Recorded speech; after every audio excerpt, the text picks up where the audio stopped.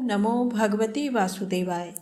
आप सभी का हमारे YouTube चैनल पर हार्दिक स्वागत है। आज सुने भगवान शिव और कार्तिकेय जी का संवाद, आंवला फल और तुलसी की महिमा कथा।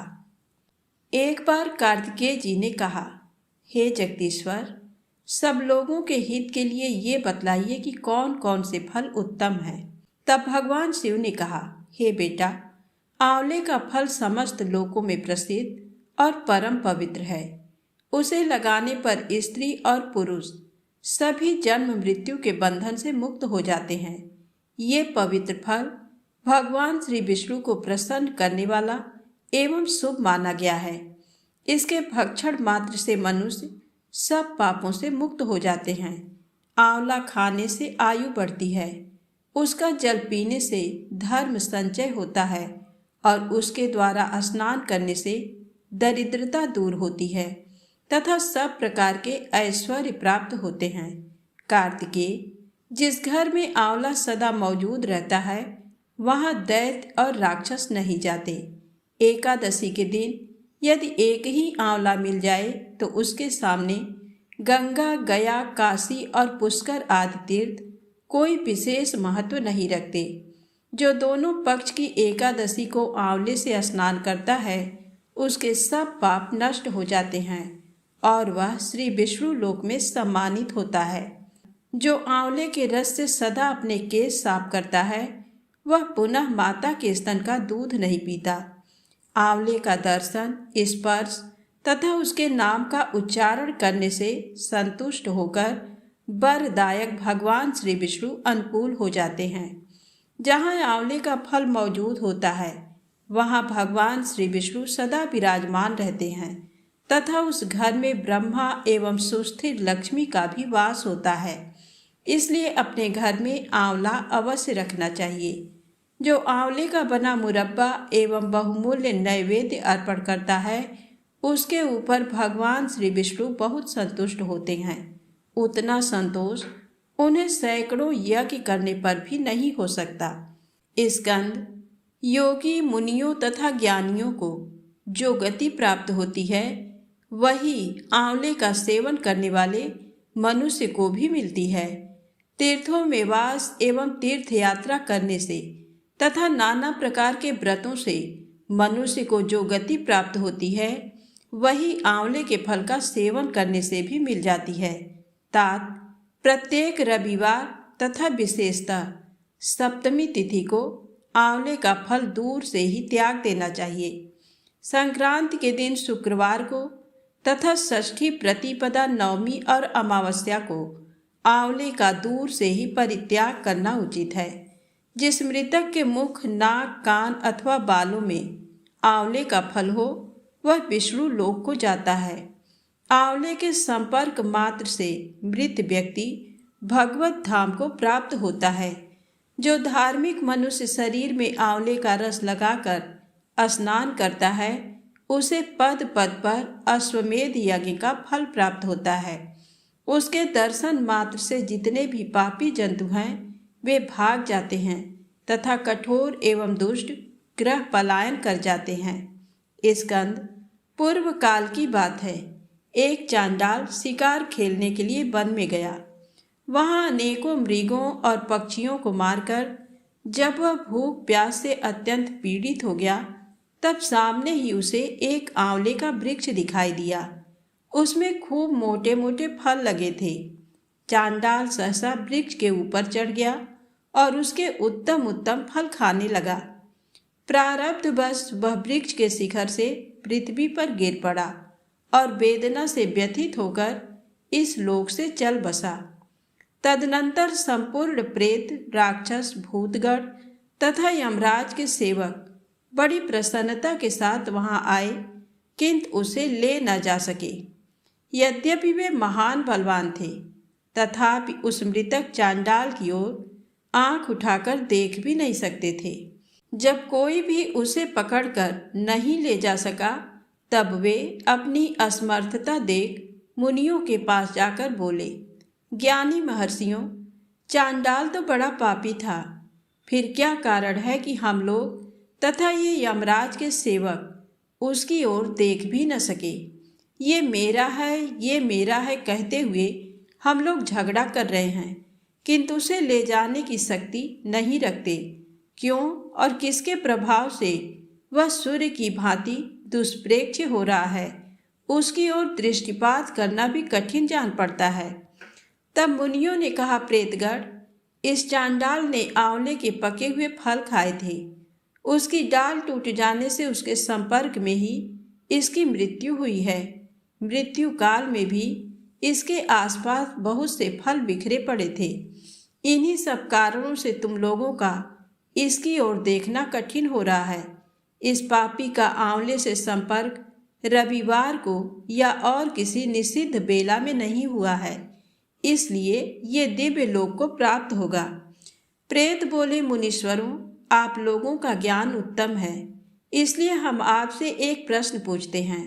जब तक यहाँ श्री विष्णु लोक से विमान नहीं आता, तब तक आप लोग हमारे प्रश्न का उत्तर दे दें। जहाँ वेदों और नाना प्रकार के मंत्रों का गंभीर घोष होता है, जहाँ पुराणों और स्मृतियों का स्वाध्याय किया जाता है, वहाँ हम एक क्षण के लिए भी नहीं ठहर सकते।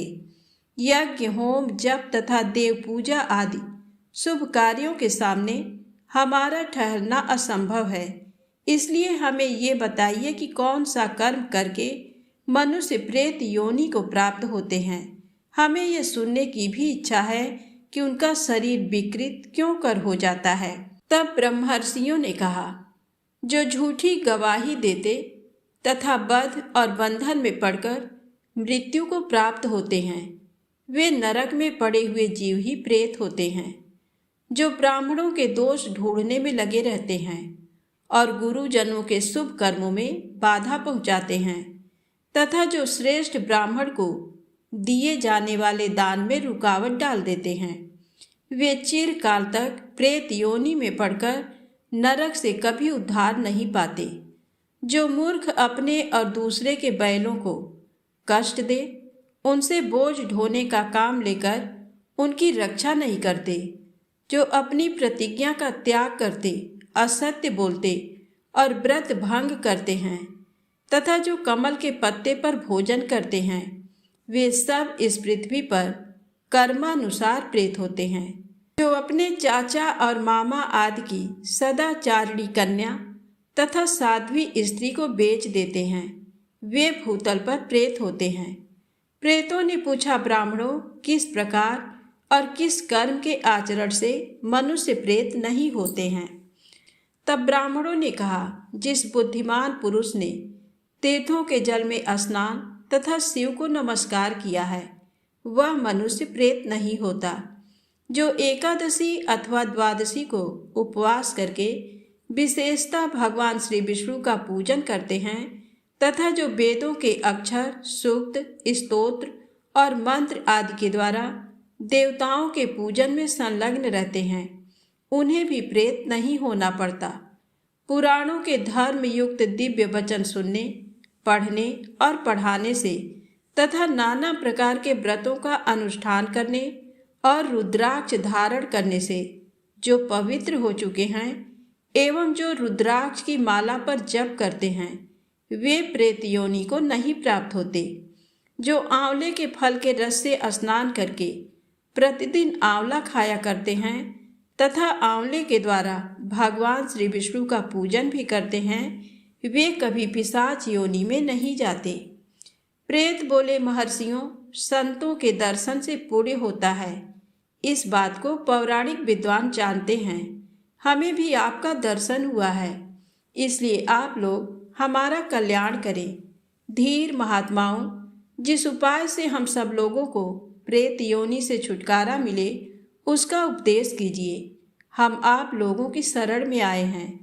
ब्राह्मण बोले, हमारे वचन से तुम लोग आंवले का भक्षण कर सकते हो, वह तुम्हारे लिए कल्याण कारक होगा।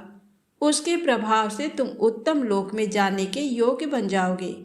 महादेव जी कहते हैं, इस प्रकार ऋषियों से सुनकर पिशाच आंवले के वृक्ष पर चढ़ गए और उसका फल ले लेकर उन्होंने बड़ी मौज के साथ खाया।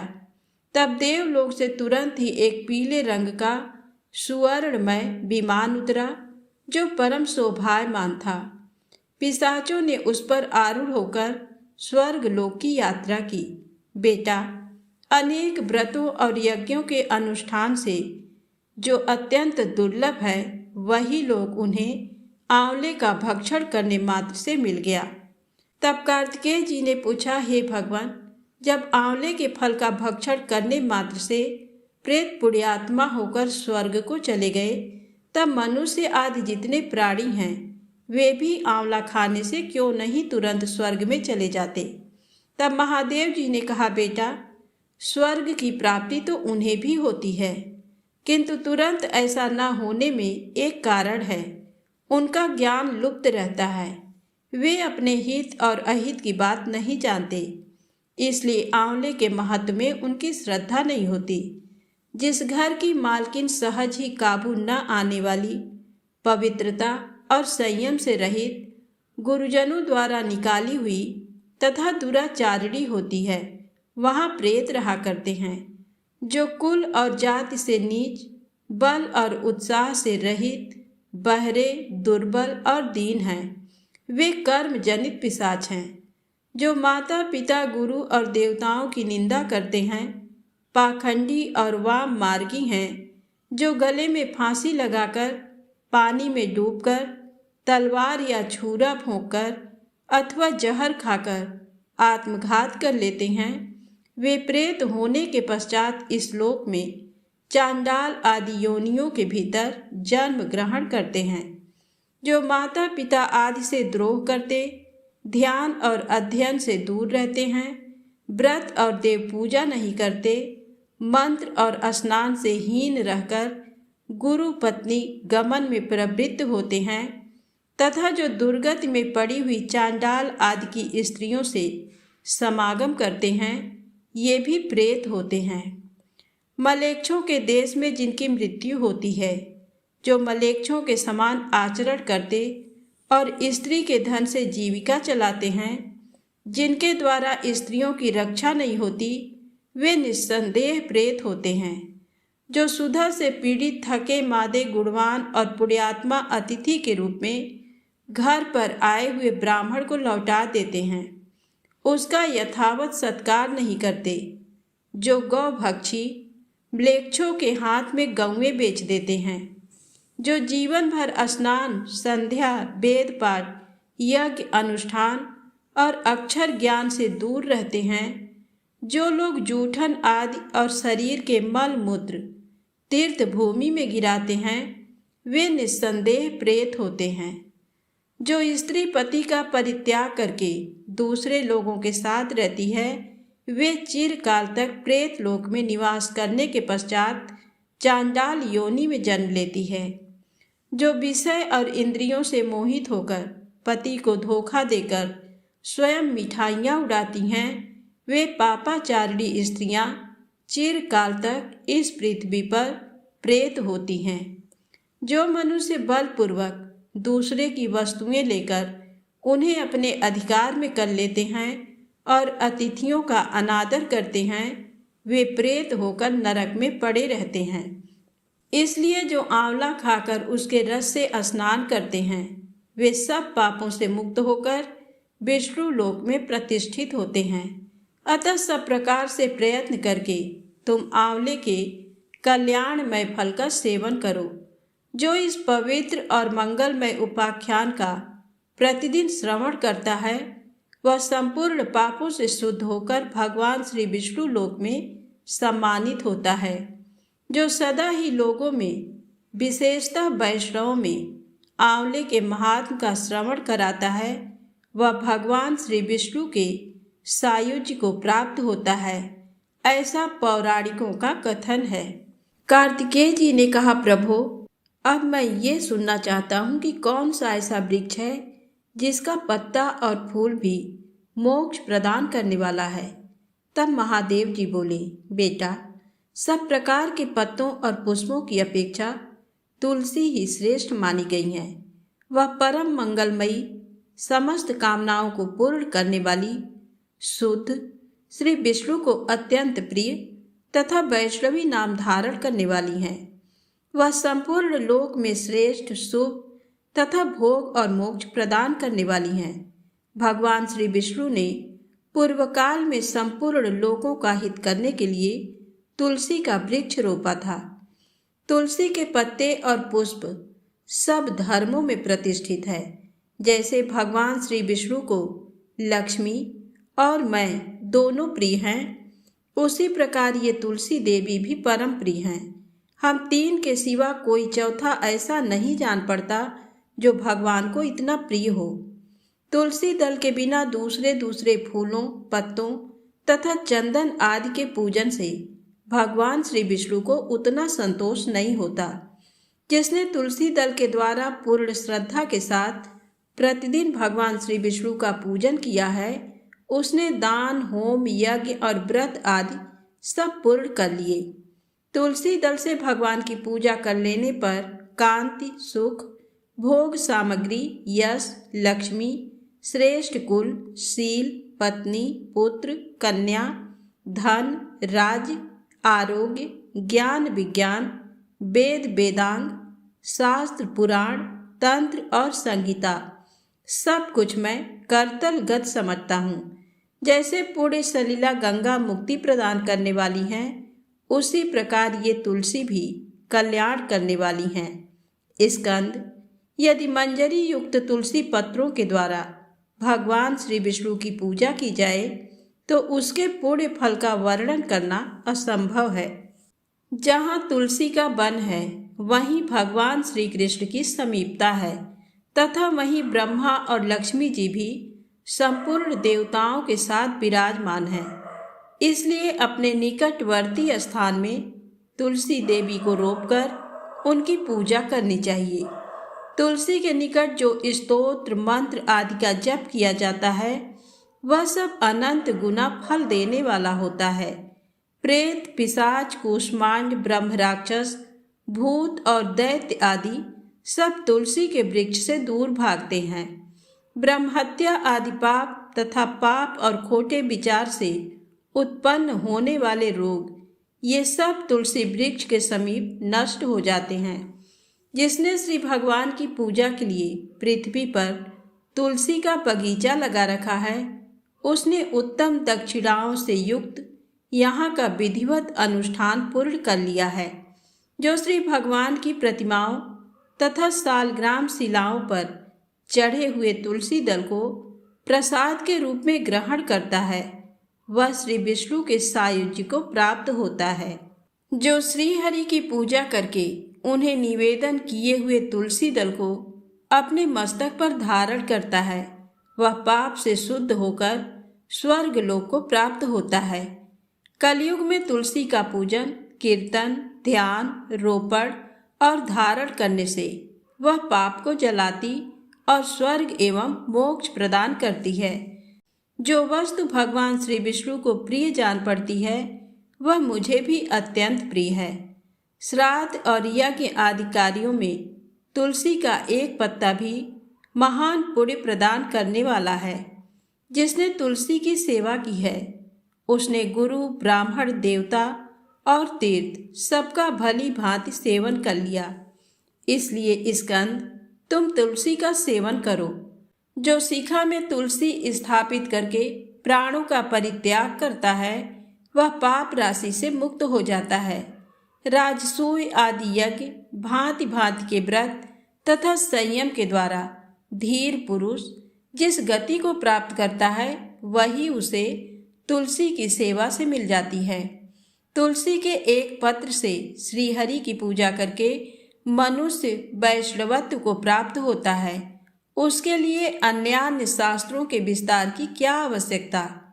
जिसने तुलसी की शाखा तथा कोमल पत्तियों से भगवान श्री विष्णु की पूजा की है वह कभी माता का दूध नहीं पीता, उसका पुनर्जन्म नहीं होता। कोमल तुलसी दलों के द्वारा प्रतिदिन श्रीहरि की पूजा करके मनुष्य अपनी सैकड़ों और हजारों पीढ़ियों को पवित्र कर सकता है। तात, ये मैंने तुमसे तुलसी के प्रधान प्रधान गुण बतलाए हैं। संपूर्ण गुणों का वर्णन तो बहुत अधिक समय लगने पर भी नहीं हो सकता। ये उपाख्यान पुण्य राशि का संचय करने वाला है। जो प्रतिदिन इसका श्रवण करता है वह पूर्व जन्म के किए हुए पाप तथा जन्म मृत्यु के बंधन से मुक्त हो जाता है। बेटा, इस अध्याय के पाठ करने वाले पुरुष को कभी रोग नहीं सताते, अज्ञान उसके निकट नहीं आता, उसकी सदा विजय होती है और उसके घर में सदा ही लक्ष्मी का निवास होता है।